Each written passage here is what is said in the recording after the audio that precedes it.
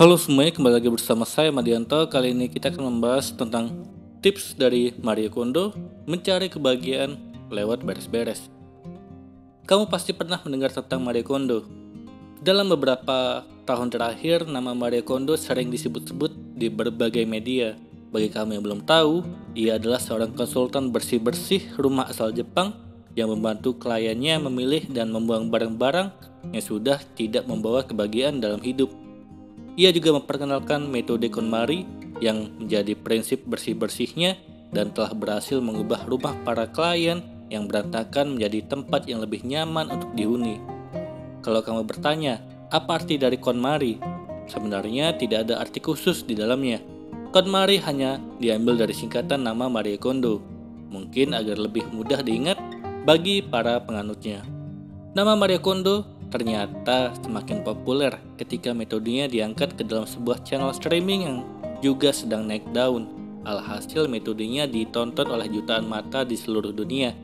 Saking terkenalnya, metode KonMari itu telah membawa Marie Kondo sampai ke Jerman dan Inggris lewat buku The Life-Changing Magic of Tidying Up yang terjual lebih dari 5 juta kopi di seluruh dunia.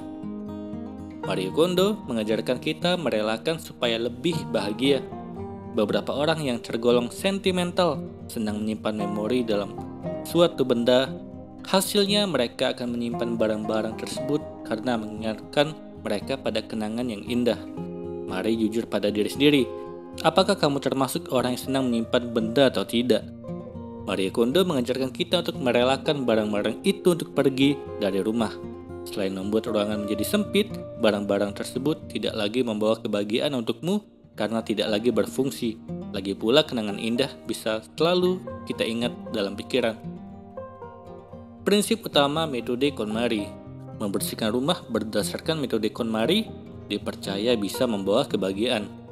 Kalau kamu termasuk orang yang suka beres-beres rumah, pasti merasakan betapa menyenangkannya hal itu. Selain tekad dan komitmen, diperlukan tujuan yang jelas ketika kamu ingin memulai bersih-bersih ala KonMari. Berikut beberapa prinsip utamanya.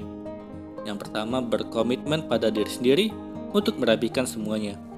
Jangan anggap enteng komitmen. Kalau kamu belum siap untuk merapikan seluruh isi rumah, lebih baik tumbuhkan lagi niatmu karena beres-beres sesungguhnya susah untuk dilakukan.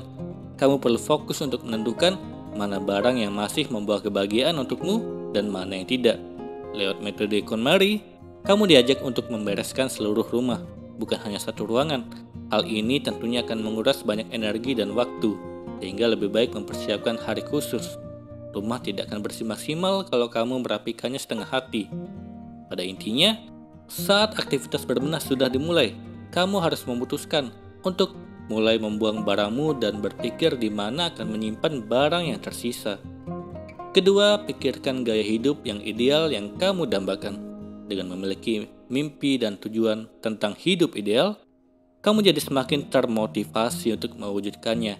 Hal ini perlu ditentukan sebelum kamu membuang barang-barangmu dan semakin konkret tujuannya semakin baik. Misal, kamu ingin hidup minimalis yang teduh dan juga nyaman, maka kamu akan memilih membuang barang yang dirasa terlalu berlebihan dan tidak menciptakan suasana yang teduh. Intinya, semakin kamu bisa membayangkan visualisasinya, akan semakin baik.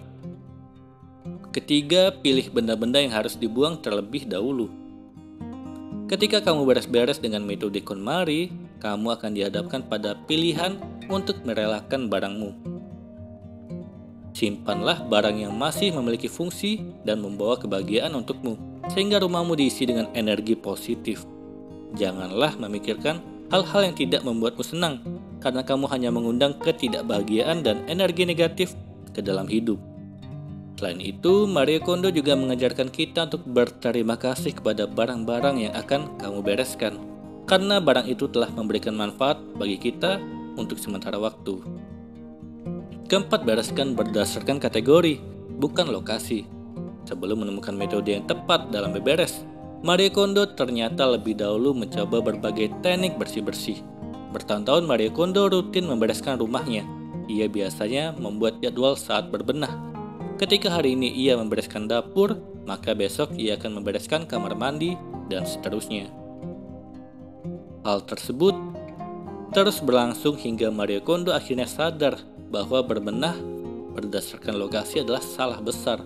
Kenyataannya banyak orang yang senang menyimpan barang-barang berkategori sama di berbagai tempat. Sebagai contoh, kamu menyimpan pakaian di lemari dan laci, ketimbang kamu membereskan pakaian tersebut berdasarkan tempat penyimpanan. KonMari mengajakmu untuk mengeluarkan semua pakaianmu dan kemudian memilah hal itu. Itu berarti kamu sedang fokus berbenah di kategori pakaian. Pada intinya, KonMari mengajak kita untuk berbenah berdasarkan kategori seperti pakaian, buku, mainan, sepatu, dan lain-lain, bukan berdasarkan lokasinya. Kelima, lakukan dengan benar, karena semua orang sesungguhnya bisa berbenah. Banyak orang yang merasa bahwa dirinya tidak cukup rapi dan tidak memiliki karakter yang tekun untuk menjadi seseorang yang peduli pada kebersihan. Padahal menurut Marie Kondo, berbenah tidak memandang karakter yang kamu miliki.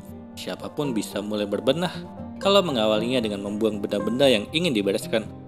Marie Kondo telah melakukan analisis bertahun-tahun terhadap kliennya yang memiliki berbagai latar belakang dan karakter.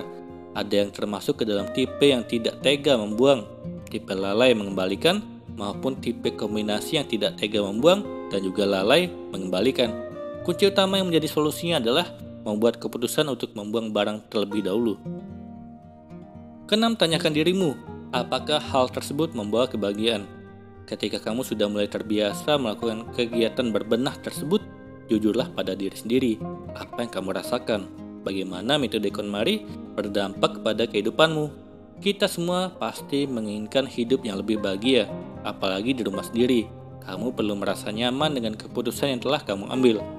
Kalau kamu merasakan penyesalan, berarti ada yang salah karena kamu tidak membawa kebahagiaan ke dalam rumahmu. Percayalah, kamu telah membuka lembaran baru kehidupan ketika kamu mulai berbenah.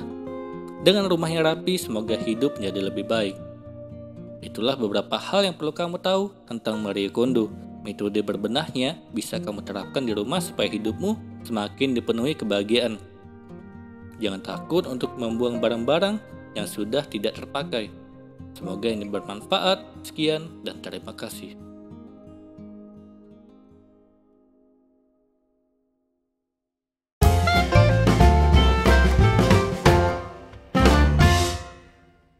Halo semuanya, terima kasih telah menonton video ini sampai akhir. Jika kalian punya saran, silahkan tuliskan di kolom komentar video apa yang harus saya buat untuk selanjutnya. Dan jika kalian suka dengan video seperti ini, silahkan klik like. Semoga video saya bisa bermanfaat. Sekian dan terima kasih.